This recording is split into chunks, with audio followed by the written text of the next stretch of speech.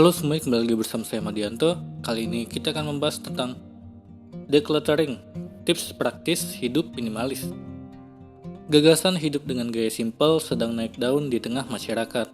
Namun begitu, decluttering atau mengurangi barang yang tidak diperlukan lagi seringkali masih sulit dilakukan. Apalagi dengan gagasan, siapa tahu nanti barang ini diperlukan lagi. Padahal aktivitas decluttering barang di rumah akan membawa manfaat yang sangat banyak. Bukan hanya berpengaruh pada ruang rumah, namun juga kualitas hidup kamu. Apa saja keuntungan decluttering? Ada banyak keuntungan dari memiliki sedikit barang. Awalnya memang terasa sulit dilakukan. Namun ketika sudah dilakukan, ada banyak dampak positif yang terasa nyata. Seperti yang pertama, lebih sedikit yang dibersihkan. Membersihkan rumah mungkin salah satu aktivitas yang paling melelahkan, apalagi ditambah membersihkan barang yang sudah tidak terpakai. Tentunya hal ini akan membuat aktivitas membersihkan rumah semakin melelahkan. Kedua, lebih mudah mengorganisir. Kamu akan lebih mudah menemukan barang. Tidak akan ada lagi masalah barang hilang di dalam rumah. Tidak hanya itu, kamu juga dapat benar-benar menikmati ruang di dalam rumah tanpa harus memindahkan barang-barang yang mungkin menghalangi ruang. Ketiga, mengurangi stres. Melihat keadaan rumah yang berantakan tentunya akan membuat kita merasa tidak nyaman. Bukankah lebih baik melihat rumah yang rapi dan kita nyaman di dalamnya? Keempat, mengurangi pengeluaran.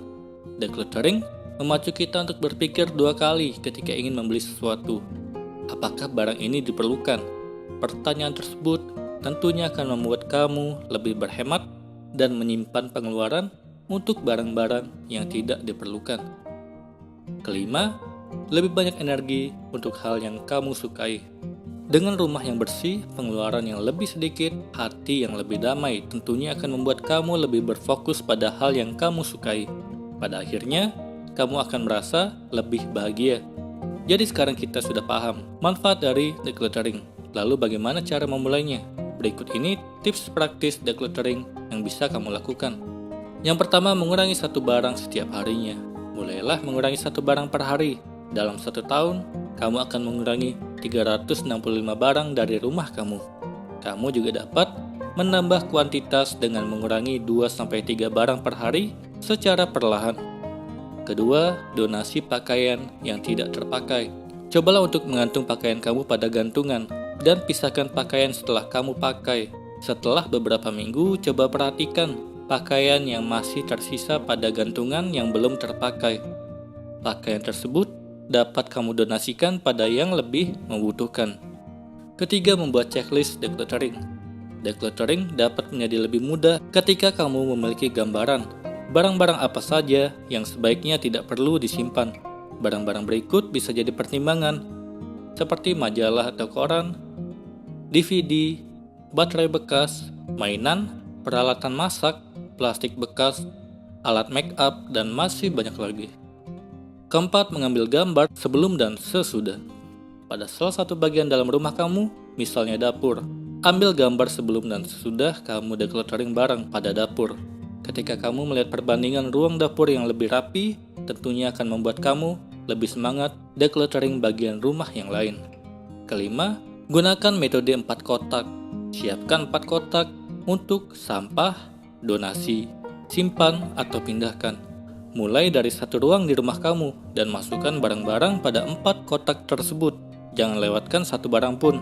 Meski kelihatannya sepele, metode ini mungkin membutuhkan waktu berminggu-minggu, namun hal ini akan membantu kamu menyadari barang apa saja yang benar-benar ingin kamu simpan. Itulah tadi tips decluttering barang. Kali ini kita akan membahas tentang tips mudah menyortir jumlah baju dan barang. Sering merasa sumpek karena terlalu banyak barang di rumah, apartemen, kos, atau kamar. Mungkin hal tersebut bisa terjadi karena banyaknya barang yang membuat kamu merasa harus merawat semua dan kewalahan. Daripada menimbun banyak barang, coba kembali cek semua barang yang kamu punya dan cek apakah semuanya sering kamu pakai. Jika beberapa sudah mulai tidak kamu pakai dalam jangka waktu tertentu, mungkin saatnya menyingkirkannya. Kamu bisa menjualnya atau mendonasikan kepada orang yang membutuhkan. Kalau masih kebingungan, coba praktikkan 5 tips berikut ini. Yang pertama, menyiapkan 3 kotak. Kotak ini nantinya akan membuatmu lebih mudah untuk menyortir, baik mana barang yang rusak, mana barang yang bisa diperbaiki, ataupun mana barang yang bisa didonasikan. Janganlah kamu terlalu terikat terhadap memori barang yang kamu miliki kalau mau cepat menyortir. Kalau di tempat tinggalmu ada tempat yang menampung barang rusak dan mereka bisa mendaur ulangnya, kamu bisa menaruhnya di sana. Mulai sortir barangmu ke dalam 3 kotak yang dimaksud tadi. Kedua, pakaian yang sesuai dengan aktivitas. Kalau kebanyakan aktivitas kamu tidak memerlukan pakaian formal, kurangi kemeja atau blazer yang memiliki warna yang sulit dipadukan. Selain memenuhi lemari, potensi kamu untuk memakainya juga akan semakin kecil. Untuk memulainya, kamu bisa memikirkan aktivitas terbanyak yang kamu lakukan. Dari sana, kamu bisa memilih pakaian yang kamu simpan di lemari. Ketiga, memilih baju sesuai warna. Sisihkan setiap warna pakaian yang menjadi jumlah tertentu. Misalnya seminggu, ada 7 hari. Kamu bisa menyimpan 7 potong untuk masing-masing baju berwarna putih, gelap, dan warna-warni. Ini juga berlaku untuk celana ataupun rok bagi wanita. Namun bedakan hitungan ini untuk baju formal. Kamu bisa lebih menyederhanakan jumlahnya. Keempat, buang wadah tak terpakai. Beraneka kotak dan kaleng yang kamu pikir akan digunakan dalam waktu dekat untuk ini itu, tapi kenyataannya sampai sekarang tidak dipakai. Singkirkan semua barang tersebut, lalu masukkan ke dalam kantong dan buang. Nanti akan ada orang yang menggunakannya sesuai keperluan. Menyimpan wadah kosong sama saja dengan berpikir akan ada barang yang ingin kamu letakkan di sana. Jika sampai sekarang saja masih kosong, barang yang kamu maksud mungkin sudah jadi alasan untuk menyimpan barang tidak berguna tersebut. Kelima, tidak perlu lagi dilakukan sekaligus. Lakukan semuanya secara bertahap, agar kamu tidak merasa tertekan. Jangan kira declutter itu mudah. Merelakan barang-barang yang sudah ada bersama kita tidak semudah kelihatannya. Misalnya di akhir pekan ini, membereskan baju. Minggu depan kamu bisa membereskan koleksi buku.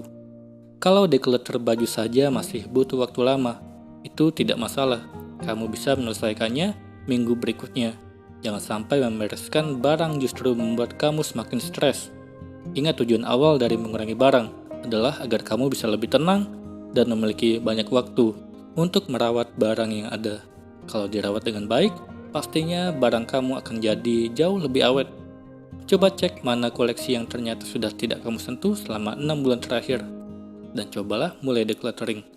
Semoga ini bermanfaat. Sekian dan terima kasih.